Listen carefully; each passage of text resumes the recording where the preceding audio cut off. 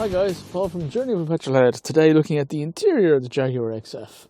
This particular XF, this is phase 2 if you like of the XF. So a slight facelift, the interior is slightly different, these controls are different. This one is the Portfolio S, not a standard model, so the Portfolio benefits from many upgrades, and then the S gives the 275 horsepower. So let's look at the interior. This is a nice place to be. We start off with the key. So the key, it says Jaguar. It's got buttons for lights in case you lose your car in a car park, lock, unlock, hazard lights, and boot release. That's it. We don't need the key. This is a keyless start and a keyless entry car. Take the key, we put the key away. Now, when we actually start the car, how do we do that? We put a foot on the clutch and start the engine. This is the start-stop button. And on the XF, you'll notice the gear lever rises and the vents open. I like that touch from Jaguar. That is a nice touch. I haven't seen that on another car. Let's start with the gear shift. Instead of the usual automatic lever, we have a rotary dial. Park, reverse, neutral, drive, sport. We took through on the driving video how the sport worked. My one complaint here, there's no manual override option on this rotary dial. You can't go up and down a gear using this. You must use the shifters. And as I've said more than once, if the shifters are on the wheel, when I turn the corner, my shifter is not here anymore. It's around here somewhere. So I wish they put them on the column. Never mind. The dashboard is quite nice. Speedo, rev counter. We have outside temperature gauge and a clock with the distance left. I like the fuel gauge. So if you remember in the video around the Peugeots, it was a gradated fuel gauge, so it went down in chunks. This is linear, so as it goes down in the tank, it goes down in the gauge. It's extremely accurate. We do like that a lot. Right? Let's look at the center console. We have a nice screen. Here's the menu up the screen. There's good Bluetooth connectivity in here as well. As you see, we have a phone connected. There's built-in sat-nav. Let's have a quick talk about the sat-nav. And this is all touchscreen. So on the sat-nav, it's a wide screen, so we have a couple of options. We can have one screen, or we can have what's done here, which is two screens. This shows us the wider area that we're in, while this shows us the area we're actually localized in at the moment, right?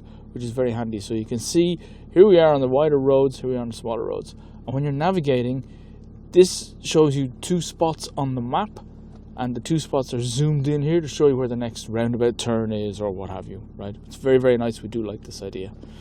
If we go back to the menu, we have in the audio settings, tone and balance is very nice, but what's really important here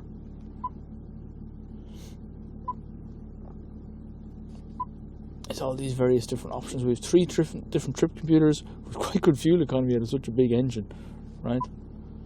And we have in audio, in settings, sorry, these menus are a bit confusing, as you can see. I'm getting a bit lost. What I'm actually looking for, there is a way we can alter the sound settings to be surround sound. It can be Dolby surround. It can be Meridian sound from Jaguar. Meridian in phase 2 replaces the B&W system in phase 1 of the XF, which is quite handy, right? We also like the fact that the climate, apart from being synced, now actually here's a point while I remember, the sync button doesn't appear here or here. You have to go into the screen to synchronize to set both temperatures the same. Now that's a bit of a stretch too far. I think the driver has to push a few buttons. I prefer if it was here. In generation 3 of the XF, they've moved it and they put a sync button here in the front, which makes more sense. The other problem I have, let's just go back to nav for a second. I have no idea what temperature I've set. It's not shown here. I can alter them individually here, and when I do, it pops up on the screen and shows me, and then goes away. But I'd rather I could see it all the time. It's just a preference. I don't know. Each to his own. The rest of the buttons, lock, unlock, stop start. This particular engine has stop start, and nav, phone, and menu. That's nice. The original phase 1 of the XF didn't have these buttons. This was done differently.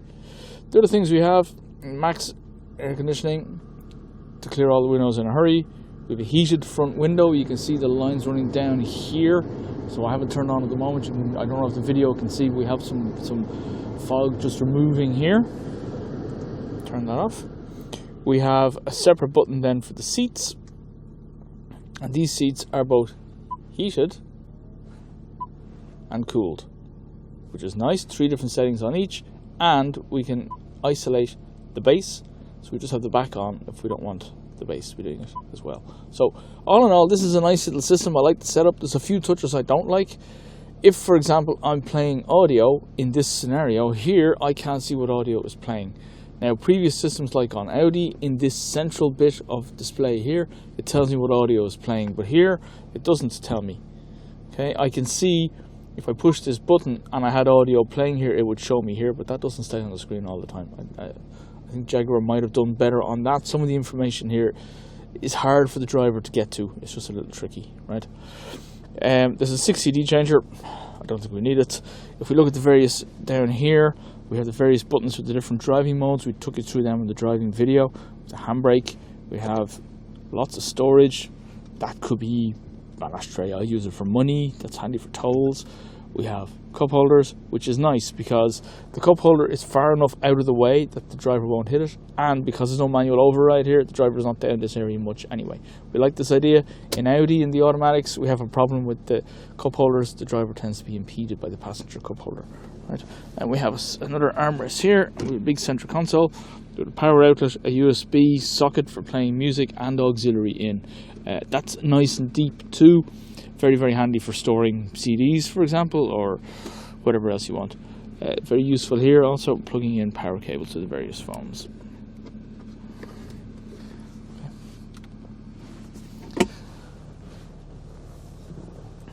And we have lights, which are all touchscreen, which is kind of handy.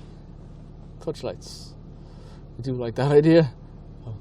It's, again, in a Peugeot we had a problem that wasn't intuitive. Here it is intuitive because there's no buttons anywhere. You have to touch the light or nothing happens. It's a bit obvious, right?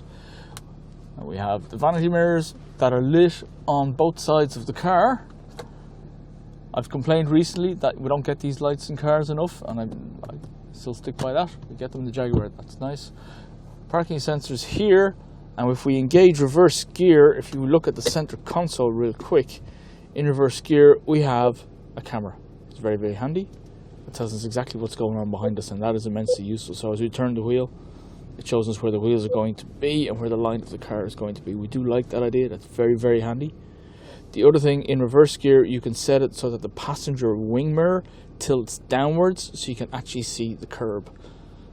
So if you're parallel parking against the curb, it's very, very useful. And with the front and rear parking sensors, this car is very simple to park.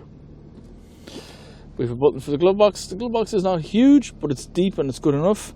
And we have upgraded seats. So what I'm going to do right now, we're going to hop out of the car and take you through the controls in the various seats. So sitting in the driver's seat, being a portfolio spec, these are upgraded seats, and we have a lot of controls here with the various seats.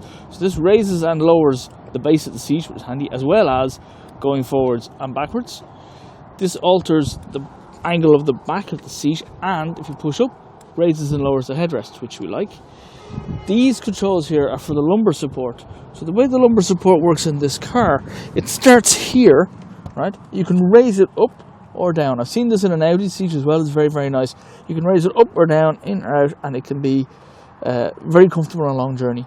The other thing we have, the last two buttons here, and this I've never seen before in a car, it actually alters the width of the seat. So this is a proper sports seat with proper bolsters, and it brings the bolsters in closer or out wider, depending on whether you're having some spirited driving and want to be cemented in your seat properly. It's an immensely comfortable place to be, this driver's seat, and as it's heated and cool as well, this is a really nice place to spend time. The rear of the XF, as per usual, I've put the driver's seat where I sit, and I'm back here with an awful lot of legroom. You could nearly fit two of my legs down here. There's a lot of legroom, there's a lot of headroom. I'm not the world's tallest man, but there's a lot of legroom, a lot of headroom in here. And it's well set up for the rear seat passengers. So they have lights, again, which is nice. Map reading lights. We have the center armrest that I've been going on about for a while, with cup holders for the passengers, which is nice. And we have a power socket. Okay. We also have air vents. So the back of this car is a very, very comfortable place for the passengers to spend time. It's got a lot of legroom, it's got comfortable seats, it's got a lot of headroom. This is what the back of a car should be like. It's a pity they're not always like this.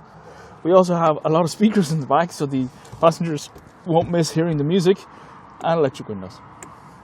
All in all, we like the back of this car. So that's the interior of the XF. We do like it. It's a great place to spend time. It's comfortable for passengers, comfortable for drivers, lots of various toys. Join us for the next video where we have our conclusion on this car. Let's see what it scores, see if it does better than the rest of them. Like and subscribe as always, guys. Thanks very much.